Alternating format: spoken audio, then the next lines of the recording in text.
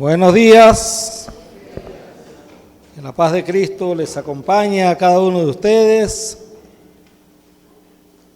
Hoy vamos a seguir con esta serie que comenzamos hace 15 días de personalizando las parábolas de Jesús.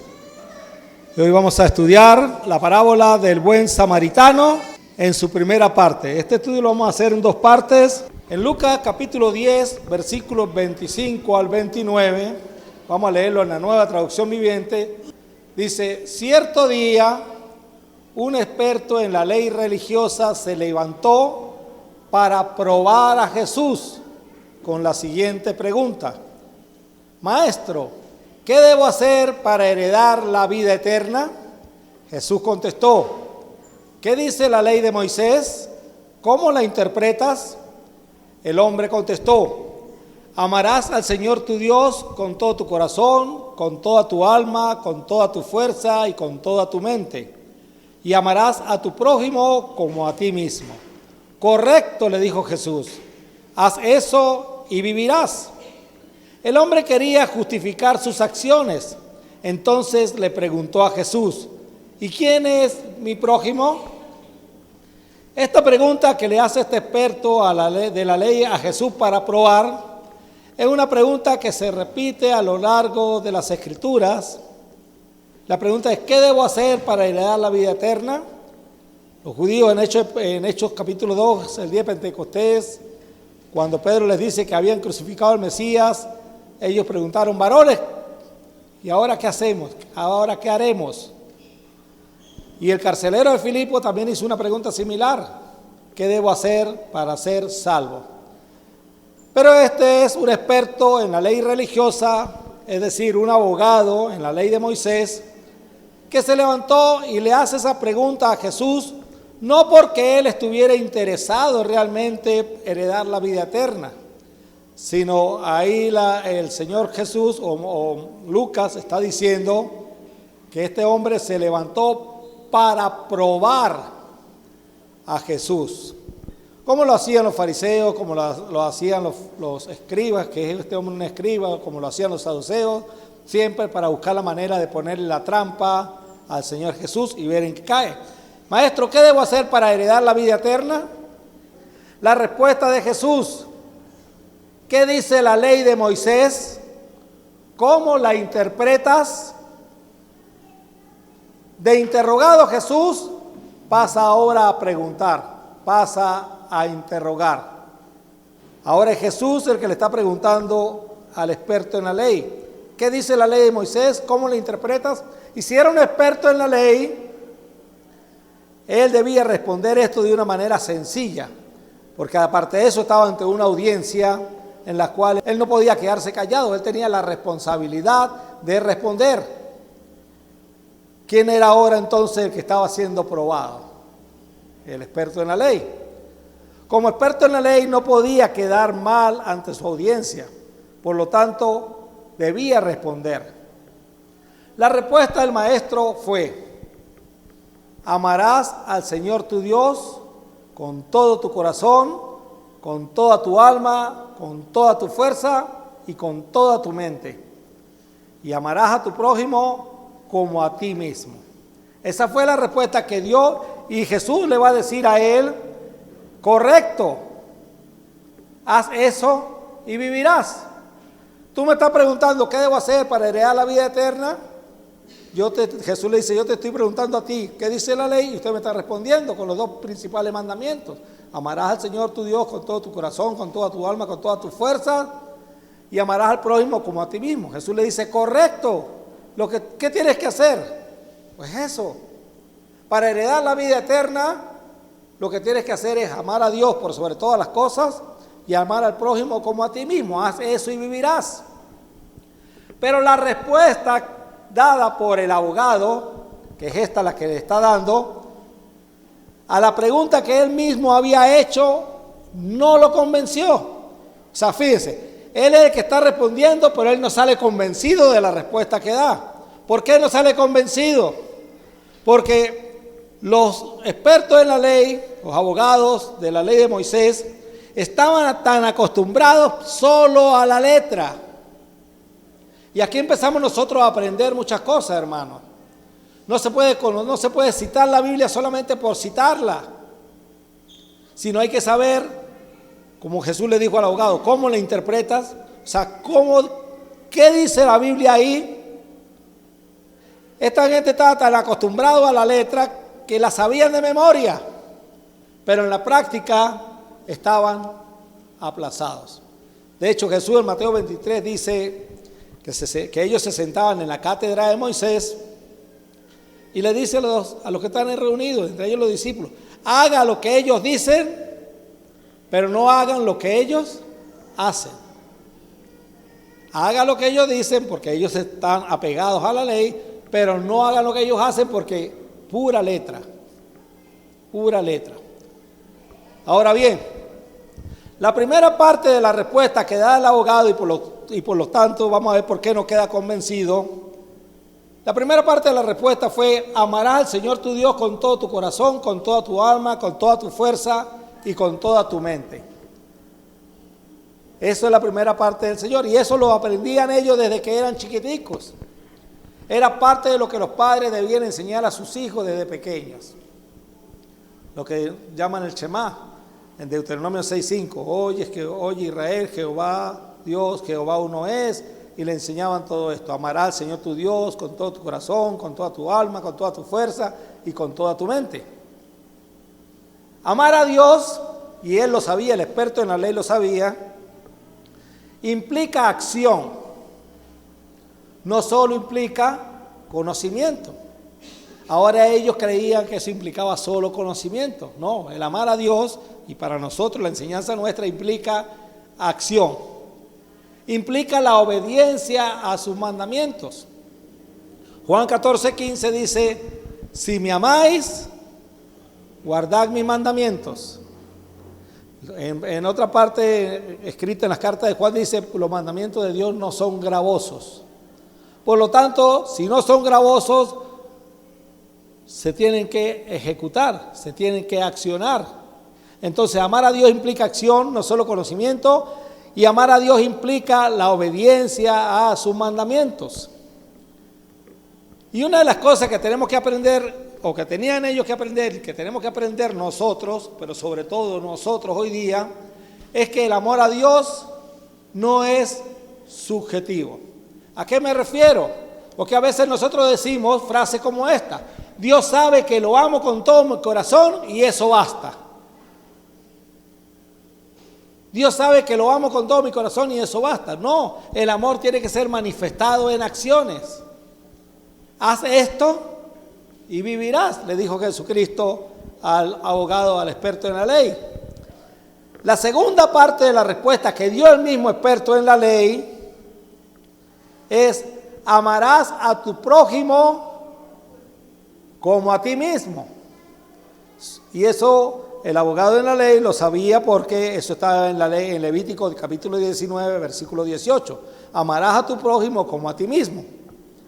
Si amar a Dios implica la obediencia a sus mandamientos, se podría haber preguntado el experto en la ley: ¿qué implica amar al prójimo? La van cantando, ¿no? Si el amar a Dios implica la obediencia a sus mandamientos, o sea, si Dios decía no robarás y yo amo a Dios, pues no debo robar. Si Dios dice no matarás y yo amo a Dios, pues no mato. Si Dios dice honrarás a padre y madre y yo amo a Dios, debo honrar a padre y madre. O sea, esas tres cosas demuestran por la obediencia que yo amo a Dios. El que deshonraba a padre y madre no podía decir yo amo a Dios, pero con los hechos estaba deshonrando a su padre y a su madre. No estaba amando a Dios entonces. El que decía yo amo a Dios, pero robaba, no está amando a Dios, porque sus hechos están haciendo todo lo contrario. Entonces, amar a Dios, si amar a Dios implica la obediencia a sus mandamientos, ¿qué implica amar al prójimo? Es lo que está pensando en este momento el escriba. Y el abogado, como todo abogado, ¿verdad?, dejó hasta allí su respuesta. Según él, él ya había aprobado el examen, él ya había respondido y había sacado 20. Él había aprobado el examen que él mismo había hecho a Jesús, pero no contaba con que Jesús no había terminado de responder. ¿Y qué le dice Jesús? Haz eso y vivirás. Ama a Dios y vivirás. Ama a tu prójimo como a ti mismo y vivirás. Ahora solo imaginen el rostro del experto en la ley. Haz eso y vivirás. Otra vez, hacer. O sea, Jesús lo está mandando a que tienen que actuar, a que tienen que accionar, que no se pueden quedar con una letra, con puro conocimiento. Hacer. El amor a Dios se manifiesta obedeciendo sus mandamientos. Pero ¿y el amor al prójimo? ¿Cómo se hace esto? ¿Cómo se ama al prójimo? El hombre, dice Lucas 10:29, dice, el hombre quería justificar sus acciones. Entonces le preguntó a Jesús, ¿y quién es mi prójimo? Porque entiendo lo que es amar a Dios. Y según él estaba obedeciendo la ley y amando a Dios. Pero no entendía bien lo que significaba amar al prójimo. Y queriendo justificar sus acciones, le preguntó a Jesús, ¿y quién es mi prójimo? Y esa es la pregunta que hace este abogado, es lo que va a dar a pie a la parábola del buen samaritano. Respondiendo Jesús le dijo, un hombre descendía de Jerusalén a Jericó y cayó en manos de ladrones, los cuales le despojaron e hiriéndole se fueron dejándole medio muerto. Aconteció que descendió un sacerdote por aquel camino y viéndole pasó de largo. Asimismo un levita llegando cerca de aquel lugar, viéndole pasó de largo. Pero un samaritano que iba de camino vino cerca de él y viéndole fue movido a misericordia. Y acercándose vendó sus heridas, echándoles aceite y vino, y poniéndole en su cabalgadura lo llevó al mesón y cuidó de él. Otro día al partir sacó 2 denarios y los dio al mesonero y le dijo, cuídamele, y todo lo que gaste de más yo te lo pagaré cuando regrese. ¿Quién pues de estos 3 te parece que fue el prójimo del que cayó en manos de los ladrones? Él dijo, el que usó de misericordia con él. Entonces Jesús le dijo, ve, ¿y qué? Haz tú lo mismo. ¿Qué hacer? Bueno, ve y haz tú lo mismo. Y esa parábola la vamos a analizar en la próxima lección, pero como estamos personalizando la parábola de Jesús, tenemos que ver para colocarnos en el sitio de estas personas. 6 o más personajes actúan en la parábola. Los ladrones, el herido, el sacerdote, el levita o ayudante del templo, el samaritano y el dueño de la posada. 6 personas. 6 que nosotros nos vamos a poner en los pantalones de esas 6 personas para entender mejor, para personalizar la parábola. De los 6 personajes que acabamos de leer, 3 son personajes principales en la historia. ¿Quiénes? El sacerdote, el levita, ayudante del templo y el samaritano. El herido pues está ahí, que es el sujeto en común, pero 3 son personajes principales, el sacerdote, el levita, ayudante del templo y el samaritano. 2 de ellos eran religiosos y el samaritano podría ser un ciudadano común. No sabemos qué era el samaritano. La historia de estos personajes es la base fundamental de lo que Jesús quiere enseñar. Por eso es importante conocer cada uno de estos para nosotros ponernos en el lugar de ellos y también saber por qué Jesús quiere enseñarle al abogado en la ley utilizando a estos 3 personajes. ¿Por qué no usó otros? ¿Por qué no enseñó quién es mi prójimo de otra manera? ¿Por qué precisamente quiere enseñarle al abogado en la ley utilizando estos tres personajes? Para entenderlo mejor y colocarlo en la posición de cada uno de ellos, estudiamos su historia, aunque sea de manera breve. Entonces, en la lección de hoy se nos va a ir estudiando esta historia. Jesús usa a los religiosos y al samaritano porque había una rivalidad y enemistad entre los religiosos y el samaritano. Y esta rivalidad venía desde hace muchos siglos atrás. Yo quiero que mientras que nosotros vayamos también estudiando, pensemos nosotros, otra vez colocándonos en los pantalones de ellos, y pensando también cómo a veces nosotros en nuestra vida diaria dejamos de tener relación con muchas personas por cosas que sucedieron años atrás, ni siquiera con nosotros mismos, sino que vienen pleitos familiares de años y años atrás y usted no le habla al vecino o su hijo no le habla al vecino porque hace como 50 años el abuelito peleó con aquel. ¿Cierto que sucede o no? Porque es importante conocer quién es el prójimo o de quién soy prójimo yo. Es importante que lo estudiemos, pues de esa manera entenderemos un poco mejor la historia. Por razones de tiempo, esta parábola, como dije anteriormente, la vamos a estudiar en 2 lecciones. Después de la muerte del rey Salomón, imagínense, estamos hablando de la muerte del rey Salomón, estamos hablando de una 14 de años atrás, muchísimos años atrás.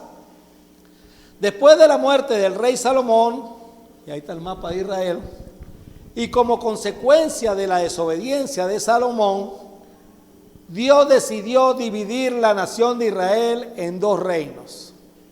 El reino del norte, conformado por 10 de las 12 tribus de Israel, y lo tenemos ahí encerrado en este círculo. Todo esto era la nación de Israel. Todo esto era la tierra prometida que Dios le dio a ellos.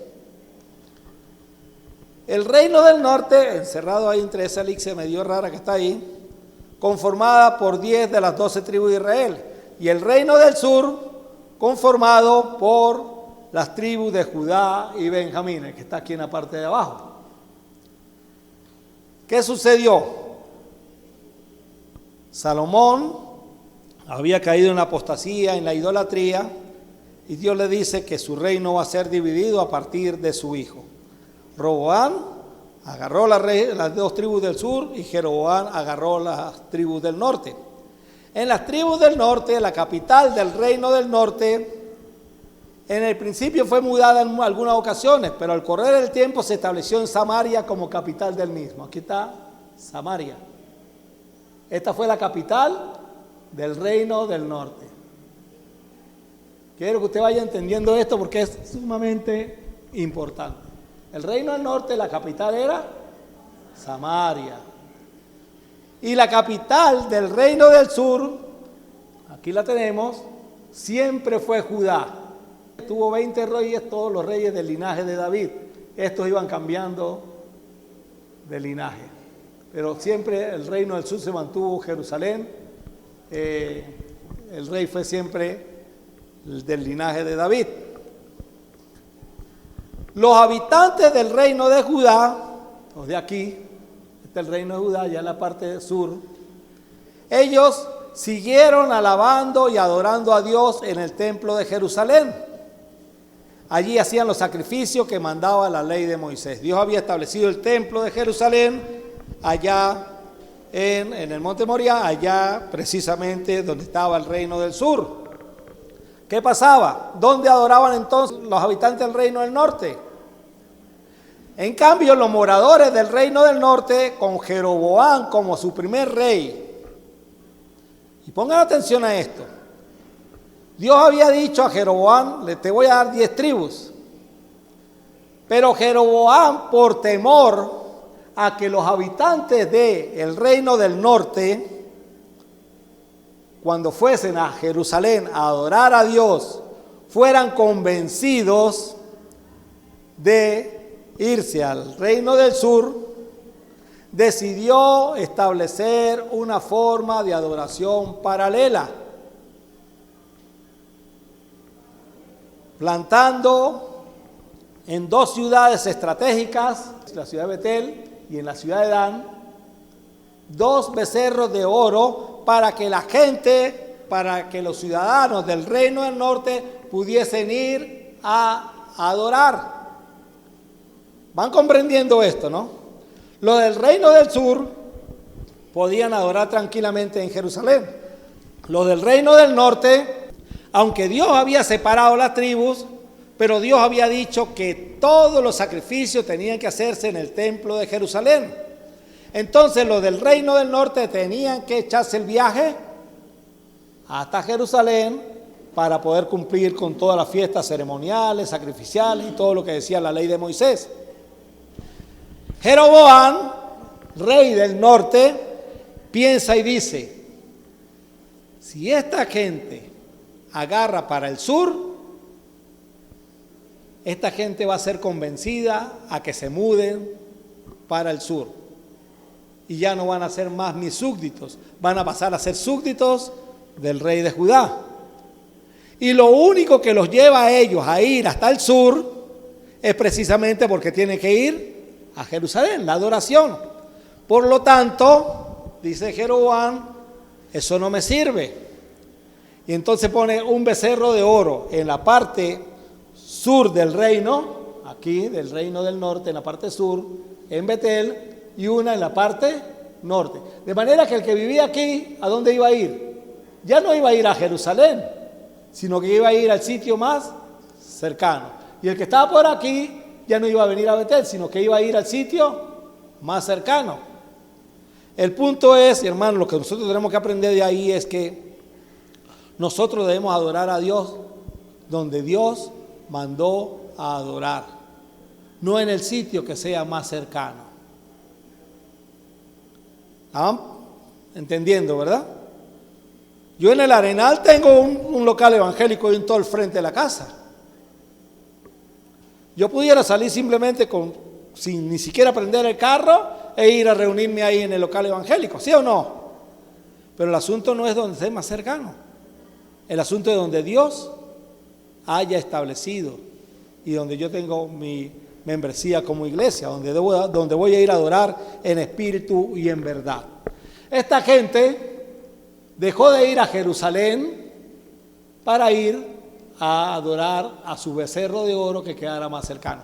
Becerro de oro que Dios había dicho, porque Aarón había levantado un becerro de oro. Estos ya habían levantado 2 becerros de oro. Y ya Dios había castigado a Israel por ese becerro que habían establecido. O sea, ellos conocían la historia. No era que lo estaban haciendo por ignorancia. Lo estaban haciendo Jeroboam como rey del norte estratégicamente para no perder sus súbditos. O sea, una estrategia política obviando la estrategia de adoración, la religiosa. Ahora, ¿qué pasó? Esto iba a traer un cisma, una división entre los 2 reinos, en lo concerniente a lo espiritual, y ni hablar de los sucesos políticos que se desarrollaron más tarde. ¿Por qué? Porque estos decían, no, Dios estableció Jerusalén, el templo fue establecido ahí y ahí es donde hay que adorar. Y estos decían, no, nosotros tenemos nuestros becerritos aquí y aquí. Y estos que querían permanecer en lo correcto, crearon división con estos que querían permanecer en lo incorrecto. Y a nivel de adoración ya hubo la primera división. Estos no están adorando a Dios como Dios manda. Ahora bien, al pasar los años, cada uno de los reinos, motivado a la abierta desobediencia a Dios, fueron llevados cautivos por naciones enemigas. El reino del norte, cuya capital era Samaria, fue sitiada por los asirios. Ahora pongan atención aquí, al que le aburre la historia, aguántela un pelito ahí. Fueron llevados cautivos por los asirios, pero hay una cosa interesante. Toda esa tierra que habíamos visto hace rato, reino del norte y reino del sur, fue dada a toda esta gente porque era una tierra donde iba ¿qué? A fluir leche y miel, o sea, era una tierra productivísima. Y de entre los dos reinos, la tierra que era más productiva era precisamente el reino del norte. El reino del sur proveía, pero el reino del norte era lo que era más fértil todavía.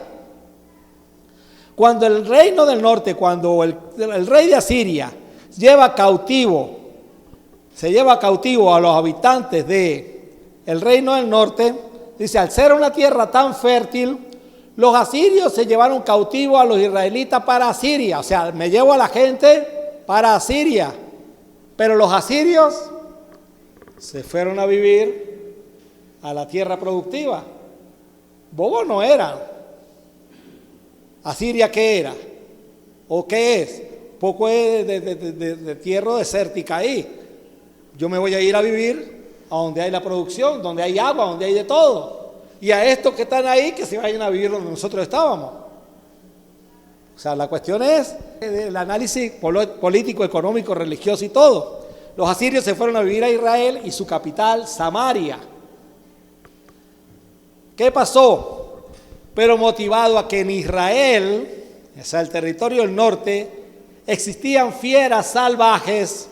Eso todo está en 2 Reyes 17, pero no podíamos leerlo todo. Como en Israel existían fieras salvajes, los nuevos residentes, son los asirios que estaban viviendo allá, pidieron al rey de Asiria que enviara de regreso a los que sabían convivir en esa tierra, para que convivieran con ellos. Es decir, a los samaritanos y demás habitantes de Israel. Ellos dijeron, estamos llegando aquí, ok, esto es nuestro, porque lo invadimos pues.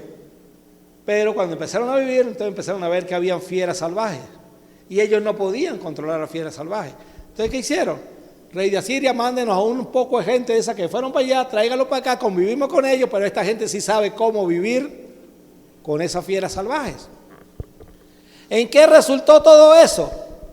Pues que al convivir asirios e israelitas juntos, las razas que hicieron se mezclaron. Se mezclaron las razas. Ya entonces no era solamente la raza de Israel, el reino del norte, sino que ahora se casaban con asirios y asirios con este y aquí el otro, y entonces empezaron a salir hijos revueltos, mestizos, totalmente mestizos. Para el judío, el habitante del reino del sur, estos samaritanos, o sea, estas personas que estaban viviendo ya en ese territorio del norte, habían perdido la pureza de su raza. Y esto para el judío era de mucho celo. Ellos habían perdido la pureza de su raza, por lo tanto la diferencia entre ambos pueblos creció aún más. Al llegar al punto de decir, ustedes no son pueblo de Dios. Los del sur dijeron a los samaritanos, ustedes no son pueblo de Dios. Lo nuestro, nuestra relación con Dios es, el Dios nuestro no es el Dios de ustedes, pues. Ustedes váyanse con los asirios. El cisma, la división que había entre judíos y samaritanos, cada vez iba creciendo más y más. Al punto que ellos lo consideraban, ellos lo consideran, los judíos consideraban a los samaritanos perros. Imagínense, los consideraban perros.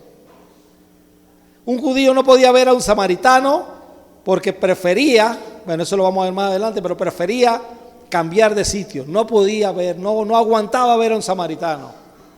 Para que usted vea la rivalidad que había entre esas dos gentes, entre esos dos pueblos. Para el judío el samaritano no era parte del pueblo de Dios. Unos cuantos años después, en lo que es la política, los del reino del sur, los de Judá, fueron llevados cautivos para Babilonia. Ahora es Nabucodonosor el que sitia Jerusalén, y a ese poco de jóvenes y habitantes de Jerusalén se los lleva para Babilonia. ¿Y qué hace con Jerusalén? Destruye, quema la ciudad, quema el templo. Mire qué diferencia con los asirios. Los asirios vinieron y vivieron ahí. No destruyeron, sino que edificaron ahí. No, los babilonios vinieron y destruyeron esto y a los habitantes nos lo llevamos para allá. ¿Por qué? Porque Jerusalén no era tanto por la tierra fértil, sino por el oro que había en el templo de Jerusalén. Todo ese oro llegaron y se lo llevaron para allá, para Babilonia, y Jerusalén quedó destruida, completamente destruida. Y el templo destruido. Nabucodonosor, el rey babilónico, destruyó la ciudad y el templo y se llevó la riqueza a Babilonia y a la gente. En Babilonia, aunque como extranjeros y esclavos, Dios les permitió vivir bien, manteniendo la pureza de su raza en un porcentaje grande. Ese texto que a veces usamos en los diciembre, más que todo, Jeremías 29:11, si mal no recuerdo. Yo sé los planes que tengo para ti, que son planes de prosperidad, y toda esta cosa era lo que Dios le había dicho a los judíos allá en Babilonia. Fueron a vivir como cautivos, pero con una cautividad así. De hecho, muchos judíos después que regresaron se quedaron allá. O sea, no estaban mal, pero ellos añoraban regresar a Jerusalén. 70 años más tarde, el Señor, cumpliendo su promesa, les permite regresar. Ahora fíjense la otra parte interesante que viene aquí. Zorobabel regresa en el primer viaje. El rey de Persia le da permiso de reconstruir tanto el templo como la ciudad de Jerusalén. Ustedes añoran su tierrita, dile pues, váyanse. Incluso les aporta económicamente para que regresen allá. Y el primer viaje, ellos regresaron en 3 viajes. El primer viaje de Zorobabel regresaron 50,000 personas a Jerusalén para reconstruir y volver a levantar a Jerusalén y al templo. Y muy gozosos ellos deciden emprender su retorno. Cuando llegaron al sitio, cuando llegaron a Jerusalén, comienzan y lo primero que hacen es construir el altar del holocausto. El altar de los holocaustos. Lo primero que ellos hacen a Jerusalén es llegar, construyen el altar del holocausto para poder ellos hacer el sacrificio a Dios. Un sacrificio que ellos tenían 70 años que no podían ejecutarle a Dios. Imagínense, un sacrificio, eso representaba el perdón de los pecados de ellos, la expiación de sus pecados. Y ellos gozosos llegaban y sacrificaban una gran cantidad de animales que tenían ahí, que habían apartado y que se habían traído en el viaje para sacrificarlo a Dios, a Jehová. Luego comienzan a levantar entre las cenizas el templo de Jerusalén. Muy animados comienzan a levantar el templo de Salomón. O el templo de Jerusalén, pues el que había construido Salomón, que estaba totalmente destruido. Cuando están haciendo esto, cuando están levantando ese templo, ¿a que no adivinan quiénes llegaron a querer ayudarle? Los samaritanos. De buena gente. O sea, bueno, digo yo que es buena gente. No, mire, regresaron los judíos, me imagino como somos todos los seres humanos. No, regresaron los judíos y ahora mire, están levantando el templo, no vamos a echarle la mano. Quién sabe si la intención era buena, si la intención era mala, no lo sabemos, solamente lo saben ellos, pero ellos querían ir a ayudar a levantar el templo de Jerusalén para volver otra vez a ver si logran restaurar su comunión con Dios. Puedo pensarlo así de esa manera. Pero el punto, los samaritanos, pero el punto, hermanos, es que los judíos le manifestaron, literalmente, eso está en Esdras 4, 1 al 6, cuando llegaron los samaritanos con ese ganero de ayudar a reconstruir, le dijeron, mire, ustedes no tienen ni parte ni arte en la reconstrucción del templo, ni en la adoración a Dios. Ustedes no son pueblo de Dios. Imagínense. Ustedes no tienen ni arte ni parte aquí. Así que con las mismas que vinieron, se me regresan. Imagínense un samaritano que venga con ese deseo de querer establecer su relación con Dios y que vengan y le digan, no, aquí no, aquí no. ¿Qué pasó? Esto trajo como consecuencia de que los samaritanos junto con otros habitantes del lugar escribieran una cartica al rey persa y este suspendió la obra por aproximadamente 15 años. Le escribieron a Artajerjes, mire, los judíos aquí están levantando otra vez la ciudad y el templo y van a poner los muros y mire que esta gente para hacer todo eso, y después cuando lo hagan no van a pagar impuestos, y bueno, toda la labia que le metieron en esa carta. Cuando el rey llega y lee la carta, dice, esto a mí no me sirve. Ya el rey Ciro, que había mandado que había dado permiso de regresar, ya no estaba el otro rey. Esto a mí no me sirve, y mandó a parar la obra. Ahora, cuando los judíos se enteran que el rey mandó a parar la obra, y ellos tenían que pararla por culpa de los samaritanos, imagínense cómo siguió esa relación. Esto resquebrajó mucho más la relación espiritual, la moral, la social, todo tipo de relación que podía haber entre estos dos pueblos hermanos. Se acabó. Y como a los samaritanos no se les permitió participar en la reconstrucción del templo de Jerusalén, entonces ellos decidieron ¿qué? Hacer su propio templo. Y ese templo está allá en el monte Gerizim. En el monte Gerizim, aquí, cerca de más arriba de la capital de Samaria, arriba en la ciudad de Siquem. Ellos dijeron, bueno, si no nos dejan, entonces establecemos un templo en el monte Gerizim. El monte Gerizim fue en el monte donde Dios le dio las bendiciones al pueblo allá cuando la época de Moisés. Dios le dio la bendición en el monte Gerizim y las maldiciones en el monte de Ebal. En el monte Gerizim, y ellos dijeron, no, ahí es donde Dios dice, y hasta el día de hoy los samaritanos dicen, ahí es donde tenía que levantarse el templo. Discutido por los entendidos en la materia la época en que fue construido este templo. Muchos dicen que fue en tiempo del reino de Persia, otros alegan que fue durante el imperio griego. Pero como sea que haya sido, es precisamente, no me dejaron adorar en Jerusalén, voy y establezco mi propio templo. No me dejan entrar en la iglesia, voy y establezco mi propia iglesia. Así paralelamente. Ahora bien, así llegamos entonces a los días de Jesús, con judíos y samaritanos enemistados por razones históricas y religiosas, peleados. ¿Qué culpa tenía un samaritano en los tiempos de Jesús de lo que había pasado siglo antes? ¿O qué culpa tenía un judío también de tener una mala relación por cosas que habían pasado añales, hace siglos atrás? Era tanta en la época de Jesús el odio que había entre ambos, que el Galileo que quería ir a Jerusalén prefería cruzar el Jordán y pisar tierras extranjeras antes que pasar por Samaria. O el que quería ir de Jerusalén a Galilea. Mira, aquí está Galilea y aquí está Judea. Si usted quiere venir de Galilea a Judea, ¿qué es lo más cercano? Dice la matemática que la distancia más corta es la línea recta. Entre este punto y este punto, pues atravesar Samaria. ¿Cierto? Ellos preferían dar la vuelta así, cruzar el Jordán y venirse por todos estos pueblos aquí y venirse para acá, por no cruzar Samaria. Y los que querían ir de Judea a Galilea, lo mismo, preferían cruzar el Jordán, dar toda esta vuelta para llegar a Galilea. No querían cruzar a Samaria, porque el que cruzara Samaria, o sea, si ellos tocaban algo de un samaritano, eso era contaminarse.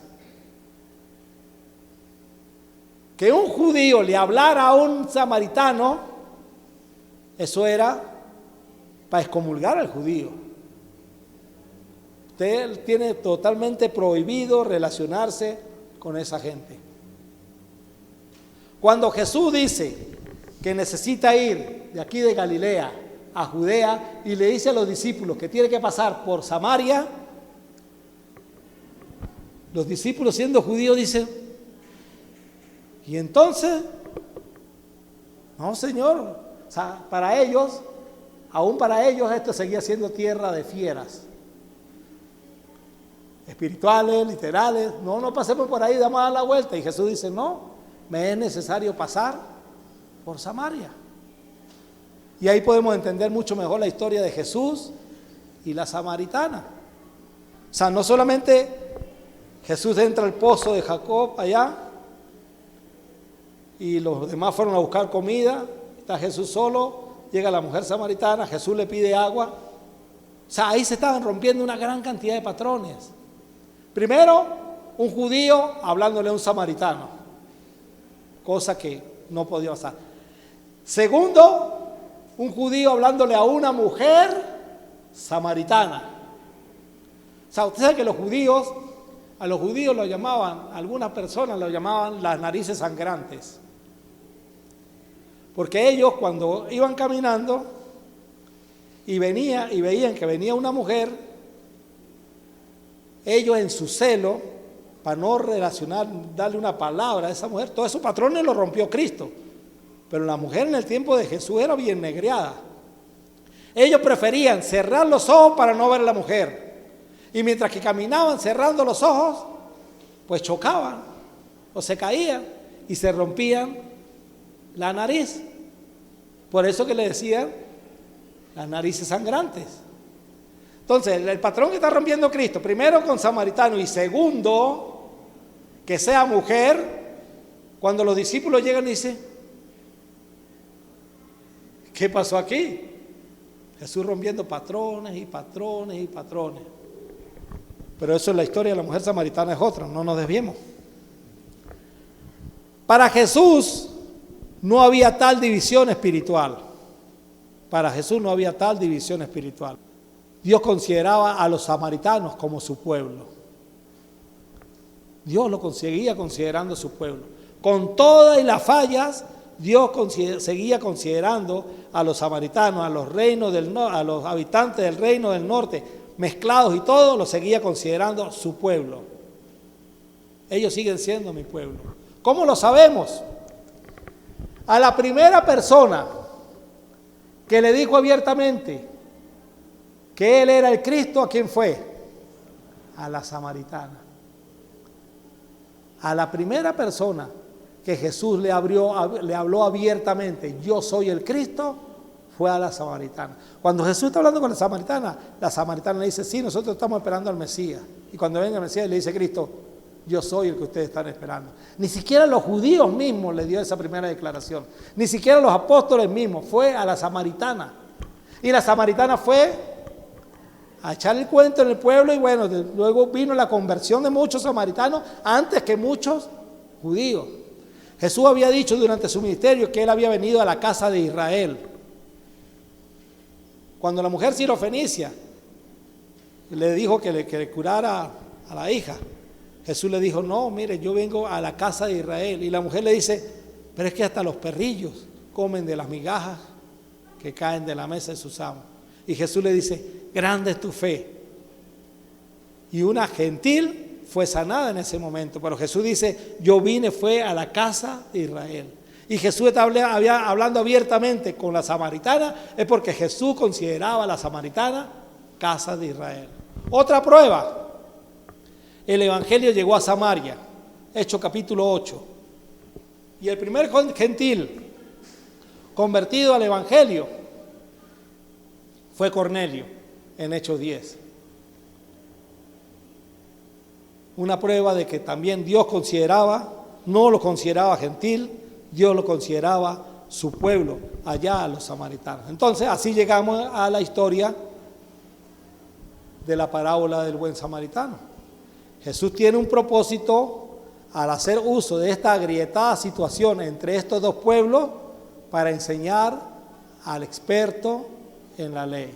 ¿Por qué Jesús va a usar a un sacerdote, a un levita y a un samaritano para enseñarle al abogado de la ley quién es su prójimo? Ahí está la enseñanza de la parábola del buen samaritano. El amar al prójimo, en lo que hemos aprendido en esta parte de hoy, va más allá de amar a los de nuestra propia raza. Fíjense que Jesús incluso ahí rompe patrones de xenofobia, de gente que ama puro a los suyos. Jesús va a enseñar que el amar a Dios y el amar al prójimo va más allá de amar a nuestra propia raza. Dice en Mateo 5, 43 al 45, dice, oíste que fue dicho, amarás a tu prójimo y aborrecerás a tu enemigo. Eso era algo que los fariseos, los escribas, todos los que están en la ley habían inventado.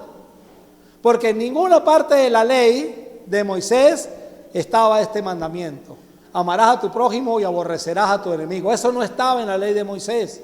En la ley de Moisés estaba Levítico 19:18. Amarás a tu prójimo como a ti mismo.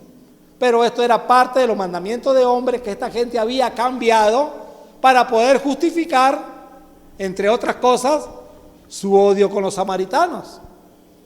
Y Cristo dice, oíste que fue dicho, ustedes fueron enseñados, amarás a tu prójimo y aborrecerás a tu enemigo. Pero yo les digo, amen a sus enemigos, bendecid a los que os maldicen, haced bien a los que os aborrecen y orad por los que os ultrajan y os persiguen. ¿Para qué? Para que seáis hijos de vuestro Padre que está en los cielos, que hace salir su sol sobre malos y buenos y que hace llover sobre justos e injustos. Para que seáis hijos de vuestro Padre que está en los cielos, que no es xenófobo, no hace acepción de personas. Entonces, esto también nos está diciendo a nosotros muchas cosas. No está diciendo Cristo que no tenemos enemigos, sino que hay que amar a los enemigos. Los enemigos son gratis, pero mientras que dependa de nosotros, dice el apóstol Pablo en Romanos 12, estad en paz con todos. Pero siempre salen enemigos de uno. Uno no los busca, siempre salen. Pero aún esos enemigos, Cristo dice, aborrézcanlos. Dice, ámenlos. Bendecid a los que os maldicen. ¿Cuánta gente no habla mal de nosotros, chismorrea de nosotros, murmura de nosotros? Porque maldecir, ¿qué significa maldecir? Hablar mal. Maldecir es decir mal. Maldecir es hablar mal. Si hay alguien que está hablando mal suyo, ¿qué manda Cristo a hacer? Bendígalos. O sea, hablen bien de él. Bendecid, hablen bien de él. Si usted ganó enemigos, ámenlo.